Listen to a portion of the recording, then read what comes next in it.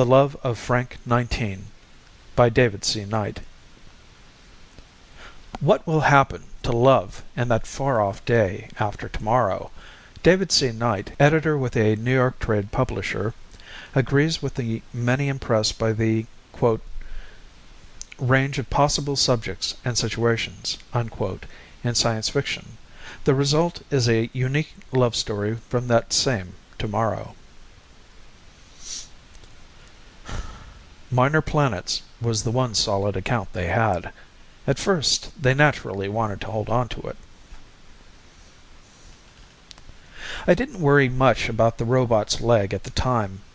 In those days, I didn't worry much about anything except the receipts of the spotel Min and I were operating out in the space lanes. Actually, the spotel business isn't much different from running a plain ordinary motel back on Highway 101 in California. Competition gets stiffer every year, and you got to make your improvements. Take the IO, for instance. That's our new place. We can handle any type rocket up to and including the new Marvin 990s. Every cabin in the wheels got a TV and hot and cold running water, plus guaranteed Terran G. One look at our refuel prices would give even a Martian a sense of humor. And meals? Listen, when a man's been spacing it for a few days on those synthetic foods, he really laces into Min's Earth cooking.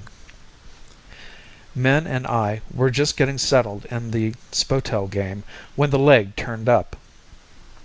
That was back in the days when the Orbit Commission would hand out a license to anybody crazy enough to sink his savings into construction and pay the tows and assembly fees out into space. A good orbit can make you or break you in the spotel business. That's where we were lucky. The one we applied for was a nice, low eccentric ellipse with the perihelion and aphelion figured just right to intersect the Mars-Venus-Earth space lanes, most of the holiday traffic to the Jovian moons, and once in a while we'd get some of the Saturnian trade. But I was telling you about the leg. It was during the non-tourist season, and Min, that's the little woman, was doing the spring cleaning. When she found the leg, she brought it right to me in the renting office. Naturally, I thought it belonged to one of the servos. "Look at that leg, Bill," she said. "It was in one of those lockers in 22A." That was the cabin our robot guests used. The majority of them were servo pilots working for the Minor Planets company. "Honey," I said, hardly looking at the leg, "you know how mechs are. Blow their whole paychecks on parts sometimes. They figure the more spares they have, the longer they'll stay activated." "Maybe so," said Min. "But since when does a male robot buy himself a female leg?" I looked again. The leg was long and graceful, and it had an ankle as good as Miss Universe's.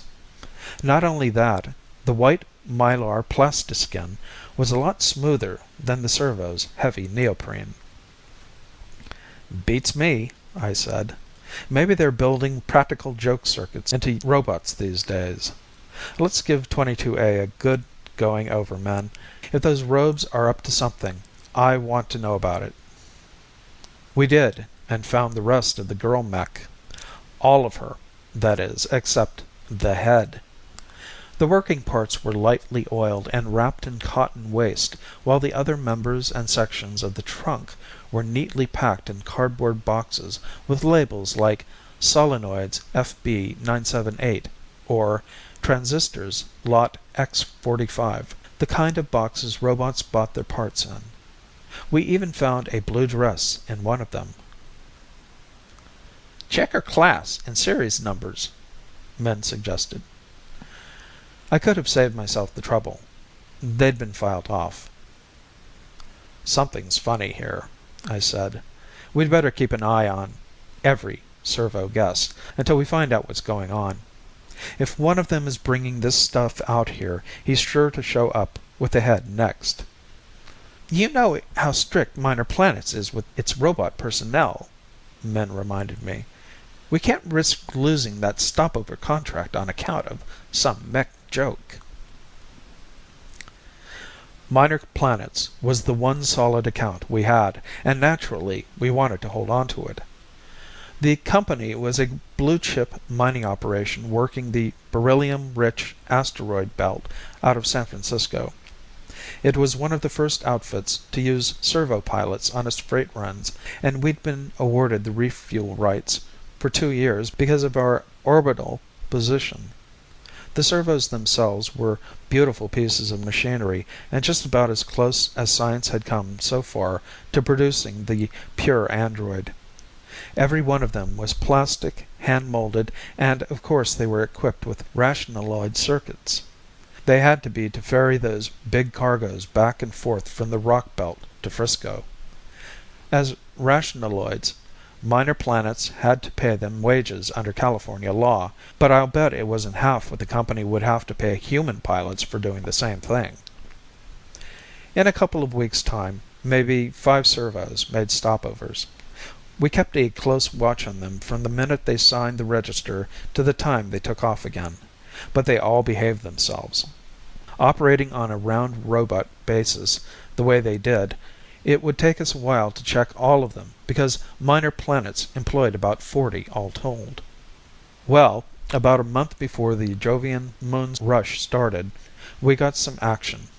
I'd slipped into a spacesuit and was doing some work on the CO2 pipes outside the Io when I spotted a ship reversing rockets against the sun.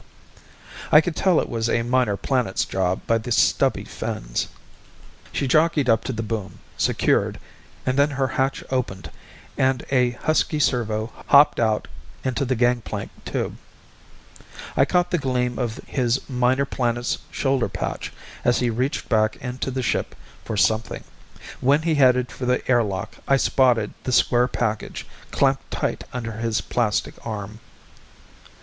"Did you see that?" I asked Min when I got back to the renting office. "I'll bet it's the girl mech's head. How'd he sign the register?" "Calls himself Frank 19, said Min, pointing to the smooth Palmer Method signature.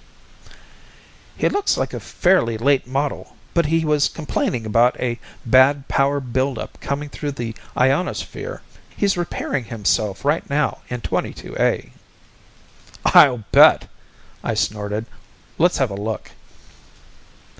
Like all Spotel operators, we get a lot of no privacy complaints from guests about the SHA return air vents. Spatial Housing Authority requires them every 12 feet, but sometimes they come in handy, especially with certain guests. They're about waist high, and we had to kneel down to see what the mech was up to inside 22A. The big servo was too intent on what he was doing for us to register on his photons. He wasn't repairing himself, either. He was bending over the parts of the girl mech and working fast, like he was pressed for time. The set of tools were kept handy for the servos to adjust themselves during stopovers was spread all over the floor along with lots of colored wire, cams, pawls, relays, and all the other paraphernalia robots have inside them. We watched him work hard for another 15 minutes, tapping and splicing wire connections and tightening screws. Then he opened the square box.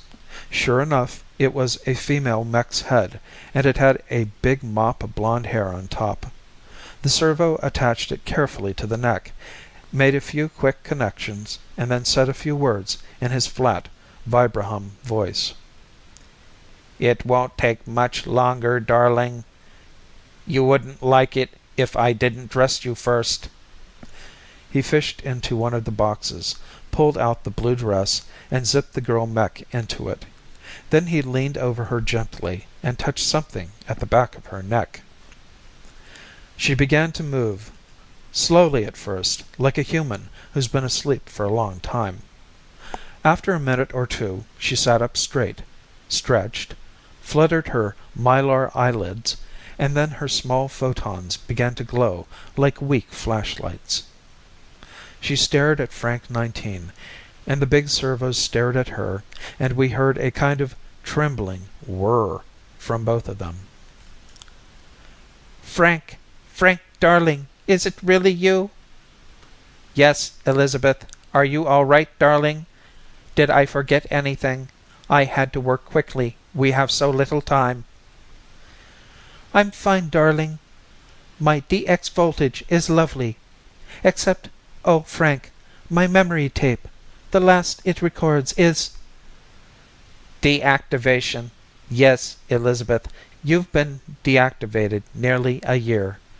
I had to bring you out here piece by piece, don't you remember? They'll never think to look for you in space. We can be together every trip while the ship refuels. Just think, darling, no prying human eyes, no commands, no rules. Only us for an hour or two. I know it isn't very long. He stared at the floor a minute. There's only one trouble, Elizabeth. You'll have to stay dismantled when I'm not here. It'll mean weeks of deactivation.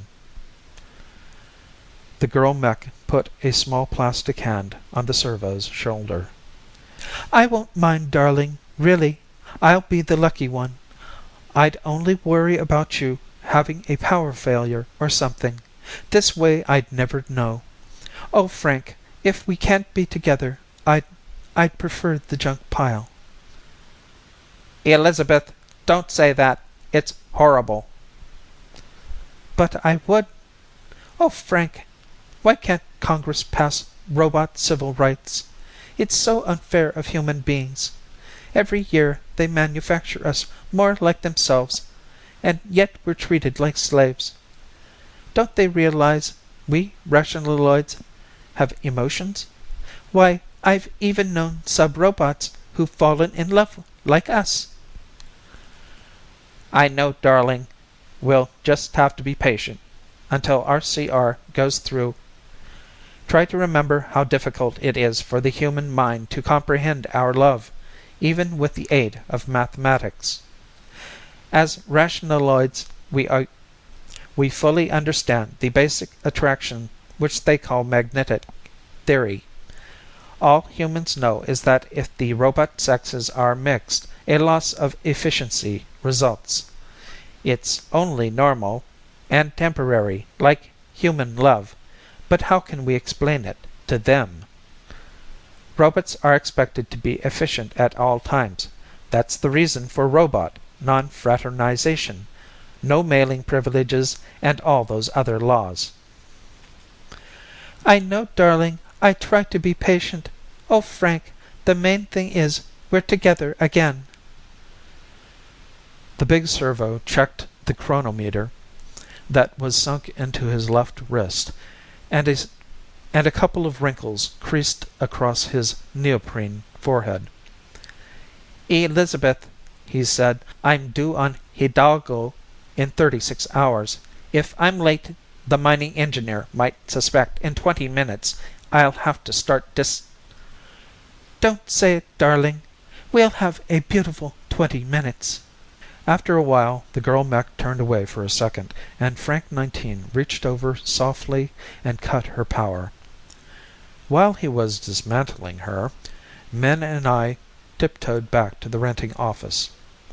Half an hour later, the big servo came in, picked up his refuel receipt, said goodbye politely, and left through the inner airlock. Now I've seen everything, I said to Min as we watched the Minor Planet's rocket cut loose. A couple of plastic lovebirds. But the little woman was looking at it strictly from the business angle. Bill, she said, with that look on her face, we're running a respectable place out here in space. You know the rules. Spatial housing could revoke our orbit license for something like this. But Min, I said, they're only a couple of robots. I don't care. The rules still say that only married guests can occupy the same cabin, and guests can be human or otherwise, can't they? Think of our reputation. And don't forget that non-fraternization law we heard them talking about. I was beginning to get the point. Couldn't we just toss the girls' parts into space? We could, Min admitted, but if this Frank 19 finds out and tells some humans, we'd be guilty under the Ram Act. Robot slaughter. 2 days later, we still couldn't decide what to do. When I said why didn't we just report the incident to Minor Planets, Min was afraid they might cancel the stopover agreement for not keeping better watch over their servos. And when Min suggested we turn the girl over to the Missing Robots Bureau, I reminded her the mech's identification had been filed off, and it might take years to trace her. Maybe we could put her together, I said, and make her tell us where she belongs. Bill, you know they don't build compulsory truth monitors into robots anymore, and besides, we don't know a thing about atomic electronics. I guess neither of us wanted to admit it, but we felt mean about turning the mechs in. Back on Earth, you never give robots a second thought, but it's different living out in space. You get a kind of perspective, I think they call it. I've got the answer, men, I announced one day. We were in the renting office watching TV on the Martian Colonial Channel. I reached over and turned it off. When this Frank 19 gets back from the rock belt, we'll tell him we know all about the girl mech. We'll tell him we won't say a thing if he takes the girl's parts back to Earth where he got them. That way we don't have to report anything to anybody. Men agreed it was probably the best idea. We don't have to be nasty about it, she said. We'll just tell him this is a respectable spotel and it can't go on any longer. When Frank checked in at the IO with his cargo, I don't think I ever saw a happier mech. His relay banks were beating a tattoo like someone had installed an accordion in his chest. Before either of us could break the bad news to him, he was hot-footing it around the wheel toward 22A. Maybe it's better this way, I whispered to Min. We'll put it square up to both of them. We gave Frank half an hour to get the girl assembled before we followed him. He must have done a fast job because we heard the girl mech's vibrahum unit as soon as we got to 22A. Darling, have you really been away? I don't remember saying goodbye. It's as if you'd been here the whole time. I hoped it would be that way, Elizabeth, we heard the big servo say. It's only that your memory tape hasn't recorded anything in the 3 weeks I've been in the asteroids. To me, it's been like 3 years. Oh, Frank, darling, let me look at you. Is your DX potential up where it should be? How long since you've had a thorough overhauling? Do they make you work in the mines with those poor non-rationaloids out there? I'm fine, Elizabeth, really. When I'm not flying, they give me clerical work to do. It's not a bad life for a mech. If only it weren't for these silly regulations that keep us apart. It won't always be like that, darling. I know it won't. Elizabeth, Frank said, reaching under his uniform, I brought you something from Hidalgo.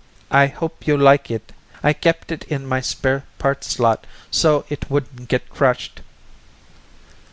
The female mech didn't say a word. She just kept looking at the queer flower Frank gave her like it was the last one in the universe. They're very rare, said the servo pilot. I heard the mining engineers say they're like Terran Edelweiss. I found this one growing near the mine. Elizabeth, I wish you could see these tiny worlds. They have thin atmospheres and strange things grow there, and the radioactivity does wonders for a mech's pile. Why, on some of them I've been to, we could walk around the equator in 10 hours. The girl still didn't answer. Her head was bent low over the flower like she was crying, only there weren't any tears. Well, that was enough for me. I guess it was for men, too, because we couldn't do it. Maybe we were thinking about our own courting days. Like I say, out here you get a kind of perspective. Anyway, Frank left for Earth. The girl got dismantled as usual, and we were right back where we started from. 2 weeks later, the holiday rush to the Jovian moons was on, and our hands were too full to worry about the robot problem. We had a good season. The Io was filled up steady from June to the end of August, and a couple of times we had to give a ship the no vacancy signal on the radar. Toward the end of the season, Frank 19 checked in again, but Min and I were too busy catering to a party of VIPs to do anything about it. "We'll wait till he gets back from the asteroids," I said. "Suppose one of those big wheels found out about him and Elizabeth. That Senator Briggs, for instance. He's a violent robot segregationist."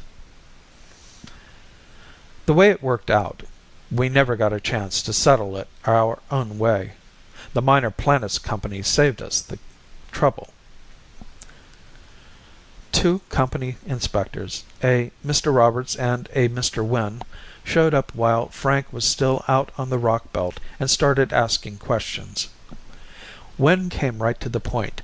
He wanted to know if any of their servo pilots had been acting strangely. Before I could answer, Min kicked my foot behind the desk. "Why, no," I said. "Is one of them broken or something?"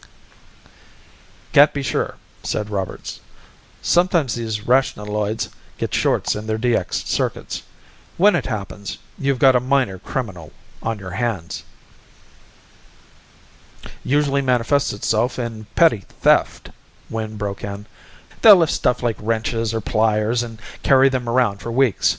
Things like that can get loose during flight and really gum up the works."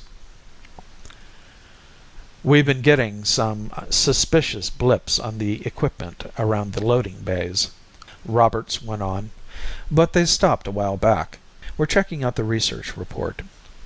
One of the servos must have DX'd out for sure, and the lab boys think they know which one he is." "This mech was clever, all right," said Wynn. "Concealed the stuff he was taking some way. That's why it took the boys in the lab so long. Now, if you don't mind, we'd like to go over your robot waiting area with these instruments. Could be he's stashing his loot out here." In 22A, they unpacked a suitcase full of meters and began flashing them around and taking readings. Suddenly, Wynn bent close over one of them and shouted, "Wait a sec, Roberts. I'm getting something. Yeah, the reading checks with the labs. Sounds like the blips are coming from those lockers back there." Roberts rummaged around a while, then shouted, "Hey, Wynn, look. A lot of parts. Well, I'll be... Hey, it's a female mech." "A what?" "A female mech. Look for yourself." Min and I had to act surprised too. It wasn't easy. The way they were slamming Elizabeth's parts around made us kind of sick. "It's a stolen robot," Roberts announced. "Look, the identification's been filed off. This is serious, Wynn. It's got all the earmarks of a mech fraternization case." Yeah, the boys in the lab were dead right too. No 2 robots ever registered the same on the meters. The contraband blips check perfectly. It's got to be this Frank 19. Wait a minute. This proves it. Here's a suit of space fatigues with 19's number stenciled inside. Inspector Roberts took a notebook out of his pocket and consulted it. "Let's see. 19's got flight 180. He's due here at the Spotel tomorrow. Well, we'll be here too. Only 19 won't know it. We'll let Romeo put his plastic Juliet together and catch him red-handed, right in the middle of the balcony scene." Wynn laughed and picked up the girl's head. "Be a real doll if she was human, Roberts. A real doll." Min and I played gin rummy that night, but we kept forgetting to mark down the score. We kept thinking of Frank falling away from the asteroids and counting the minutes until he saw his mech girlfriend. Around noon the next day, the big servo checked in, signed the register, and headed straight for 22A. The two Minor Planets inspectors kept out of sight until Frank shut the door. Then they watched through the SHA vents until Frank had the assembly job finished. "You two better be witnesses," Roberts said to us. "Wen, keep your gun ready. You know what to do if they get violent."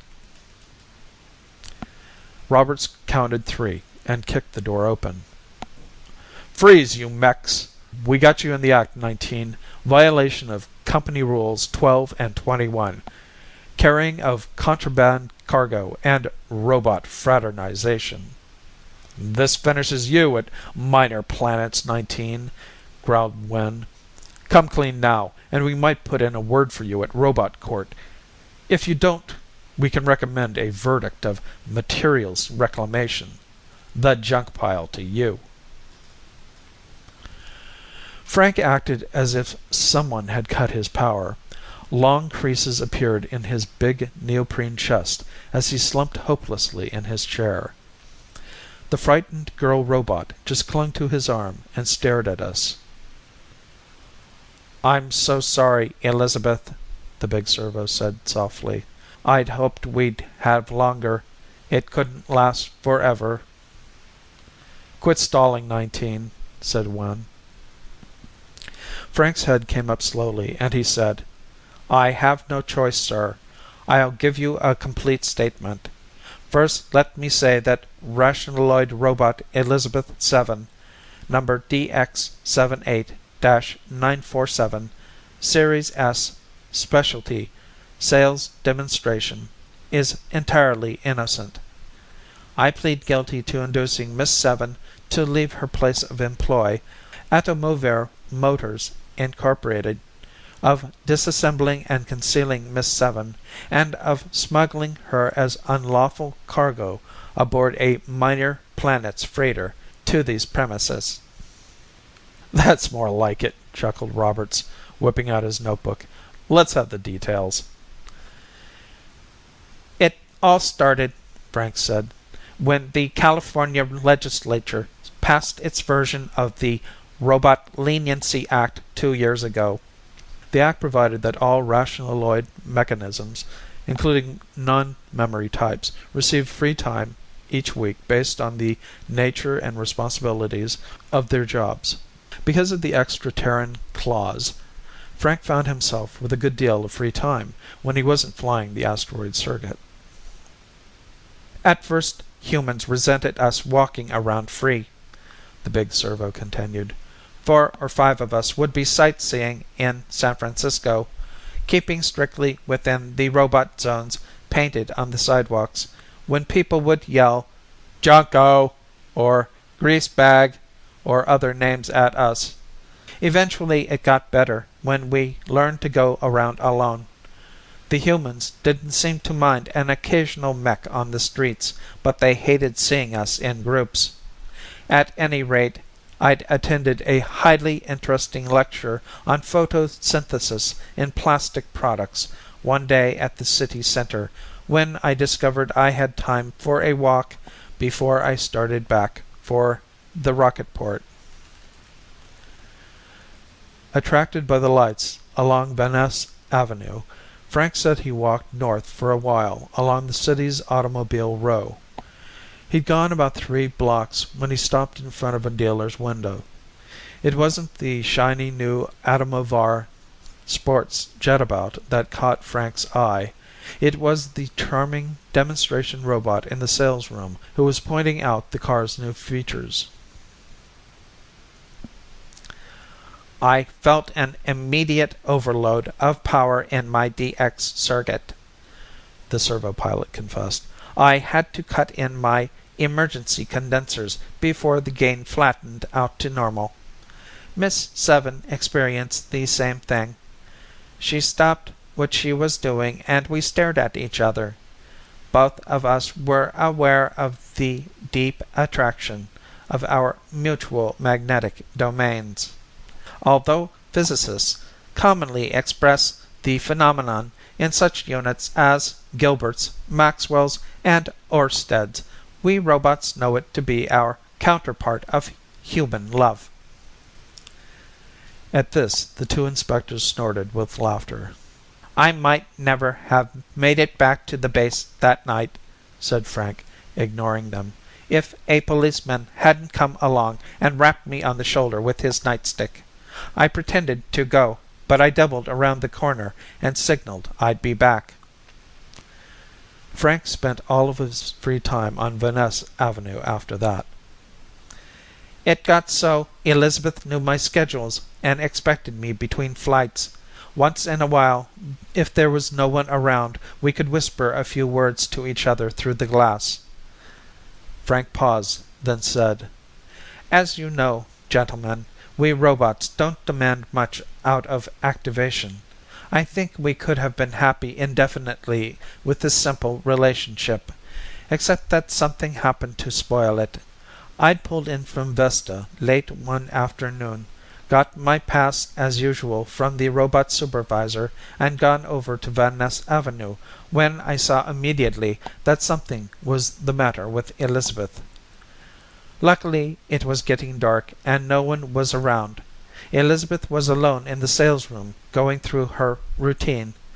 We were able to whisper all we like through the glass.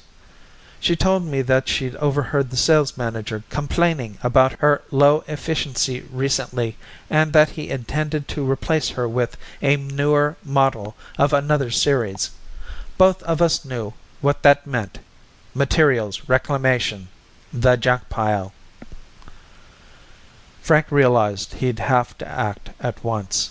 He told the girl mech to go to the rear of the building, and between them they managed to get a window open, and Frank lifted her out into the alley. "The seriousness of what I'd done jammed my thought relays for a few minutes," admitted the big servo. "We panicked and ran through a lot of back streets until I gradually calmed down and started thinking clearly again. Leaving the city would be impossible. Police patrol jetabouts were cruising all around us in the main streets. They'd have picked up a male and female mech on sight. Besides, when you're on pass, the company takes away your master fuse and substitutes a time fuse. If you don't get back on time, you deactivize, and the police pick you up anyway. I began to see that there was only one way out if we wanted to stay together. It would mean taking big risks, but if we were lucky, it might work. I explained the plan carefully to Elizabeth, and we agreed to try it. The first step was to get back to the base in South San Francisco without being seen. Fortunately, no one stopped us, and we made the rocket port by 8:30. Elizabeth hid while I reported to the super and traded in my time fuse for my master. Then I checked servo barracks. It was still early, and I knew the other servos would all be in town. I had to work quickly. I brought Elizabeth inside and started dismantling her. Just as the other mechs began reporting back, I'd managed to get all of her parts stowed away in my locker. The next day I went to San Francisco and brought back with me 2 rolls of lead foil. While the other servos were on pass, I wrapped the parts carefully in it so the radioactivity from Elizabeth's pile wouldn't be picked up. The rest you know, gentlemen," murmured Frank in low electrical tones. "Each time I made a trip I carried another piece of Elizabeth out here, concealed in an ordinary parts box. It took me nearly a year to accumulate all of her for an assembly." When the big servo had finished, he signed the statement Wynn had taken down in his notebook. I think even the 2 inspectors were a little moved by the story, because Robert said, "Okay, 19, you gave us a break. We'll give you one. 8 o'clock in the morning, be ready to roll for Earth. Meanwhile, you can stay here." The next morning, only the 2 inspectors and Frank 19 were standing by the airlock. "Wait a minute," I said. "Aren't you taking the girl mech too?" "Not allowed to tamper with other companies' robots." Wen said. 19 gave us a signed confession, so we won't need the girl as a witness. You'll have to contact her employers. That same day, men got off a radargram to Earth explaining to the Atomovir people how a robot employee of theirs had turned up out here and what did they want us to do about it. The reply we received read, Rationaloid DX78-947, Elizabeth, low efficiency worker, have replaced. Dispose you see fit. Transfer papers forwarded earliest in compliance with law. The poor thing, said men. She'll have a hard time getting another job. Robots have to have such good records. I'll tell you what, I said. We'll hire her. You could use some help with the housework. So we put the girl mech right to work, making the guest's bed and helping men in the kitchen. I guess she was grateful for the job, but when the work was done, and there wasn't anything for her to do, she just stood in front of a viewport with her slender plastic arms folded over her waist. Min and I knew she was rerunning her memory tapes of Frank. A week later, the publicity started. Minor Planets must have let the story leak out somehow, because when the mailed rocket dropped off the Bay Area papers, there was Frank's picture plastered all over page 1, with follow-up stories inside. I read some of the headlines to men. Bear love nest in space. Mech Romeo fired in Minor Planets. Test case opens at robot court. Electronics experts probe robot love urge. The IO wasn't mentioned. But later, Minor Planets must have released the whole thing officially because a bunch of reporters and photographers rocketed out to interview us and snap a lot of pictures of Elizabeth. We worried for a while about how the publicity would affect our business relations with Minor Planets, but nothing happened. Back on Earth, Frank 19 leapt into the public eye overnight. There was something about the story that appealed to people. At first it looked pretty bad for Frank. The state prosecutor at Robot Court had his signed confession of theft and, what was worse, robot fraternization.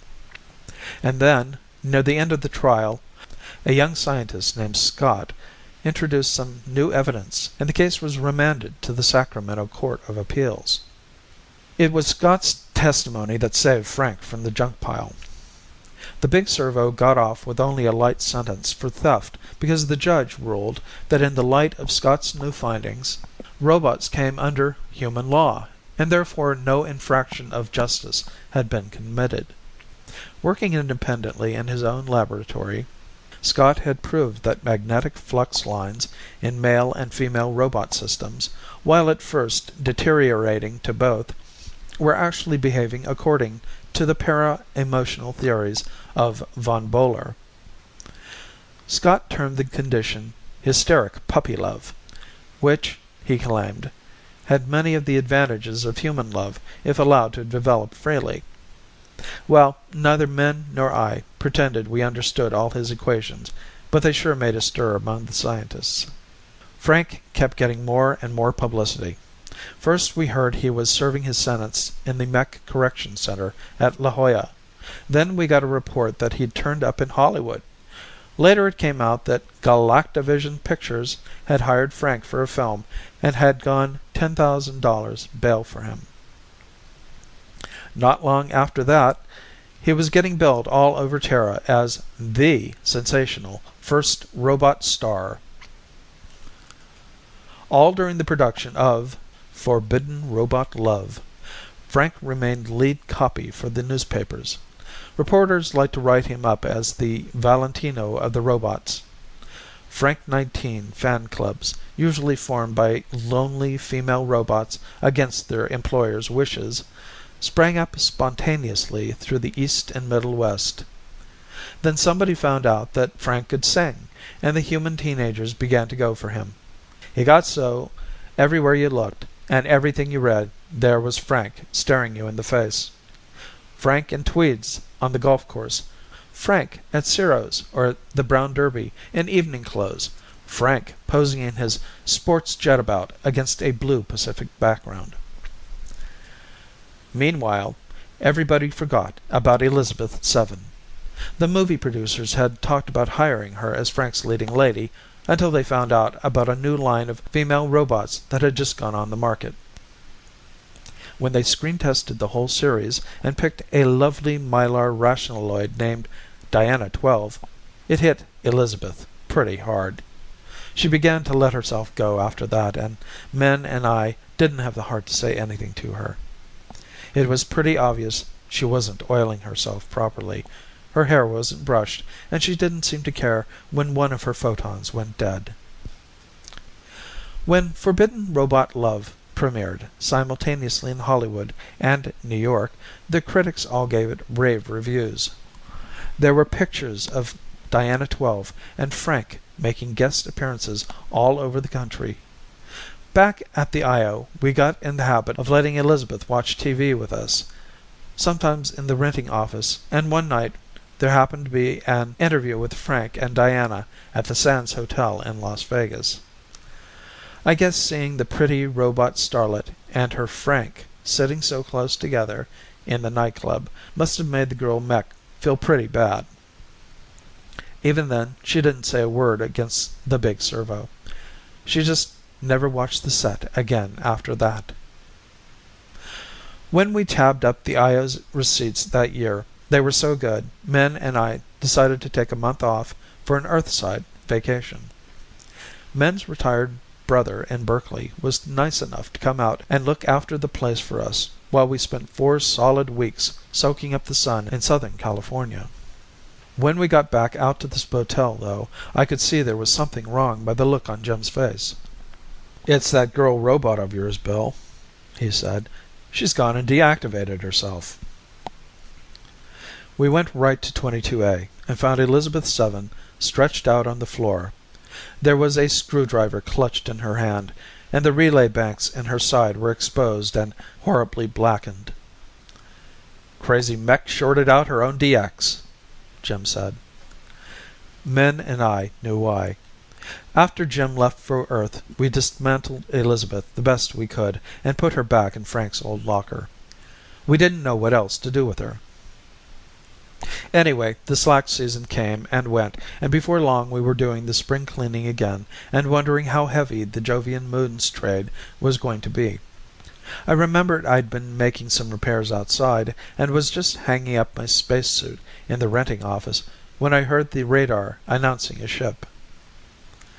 It was the biggest Marvin 990 I'd ever seen that finally suctioned up to the boom and secured. I couldn't take my eyes off the ship. She was pretty near the last word in rockets, and loaded with accessories. It took me a minute or two before I noticed all the faces looking out of the viewports. "Min," I whispered, "there's something funny about those faces. They look like—" "Robots," Min answered. "Bill, that 990 is full of mechs." Just as she said it, a bulky figure in white space fatigues swung out of the hatch and hurried up the gangplank. Seconds later, it burst through the airlock. "Frank 19!" we gasped together. "Please, where is Elizabeth?"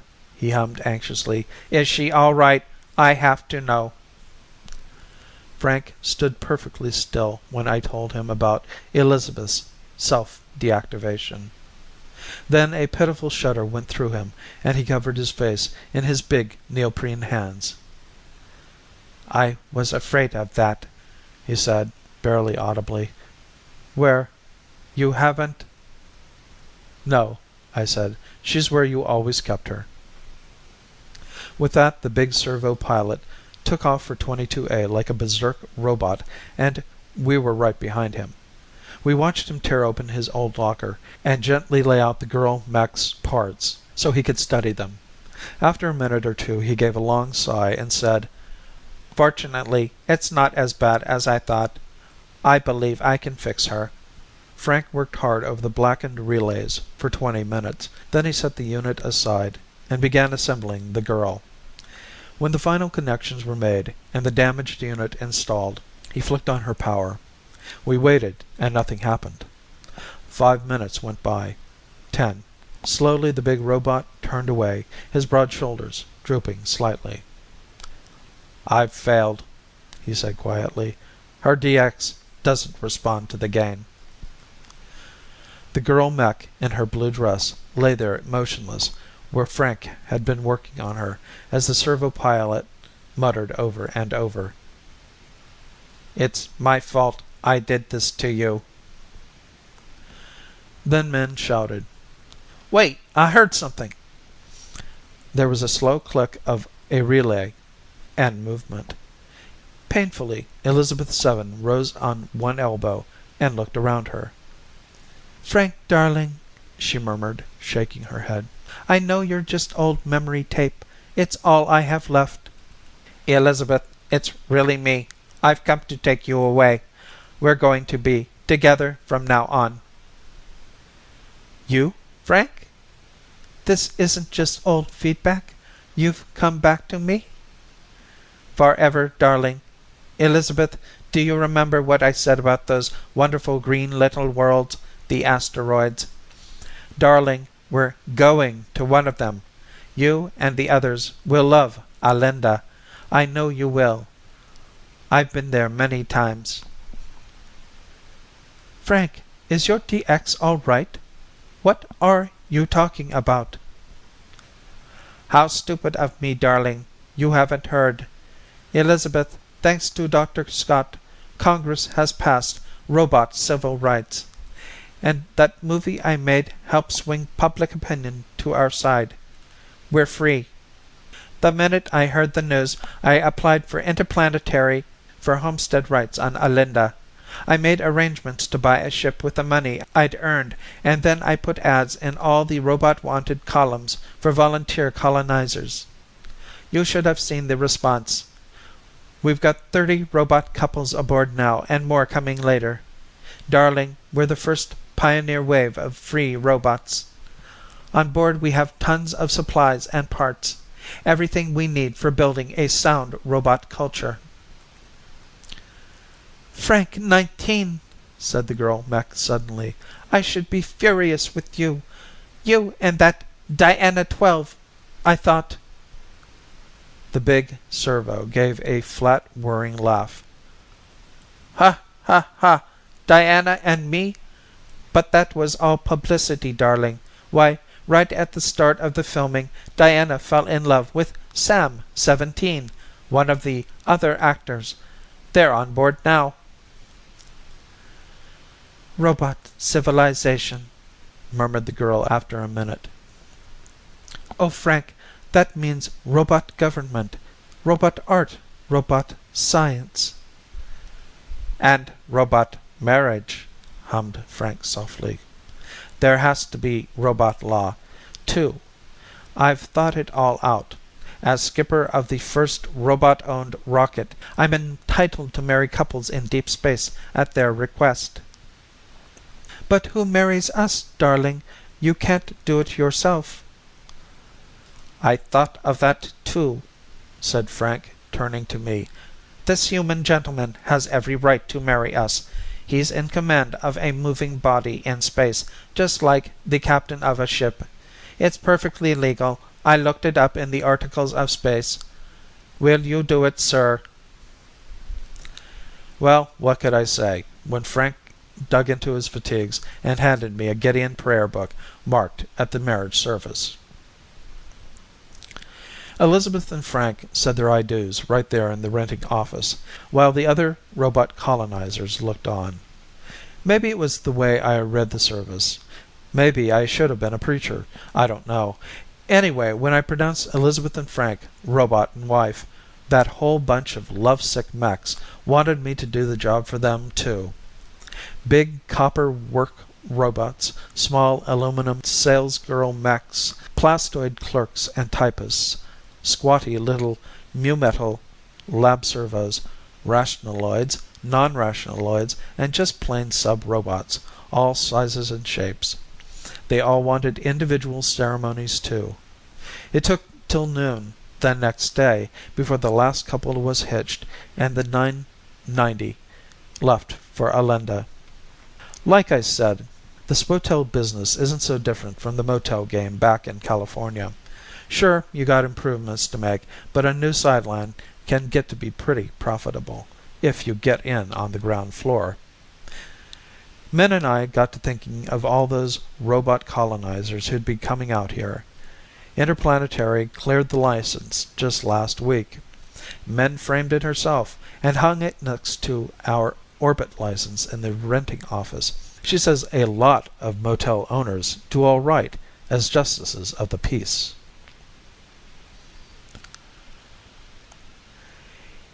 End of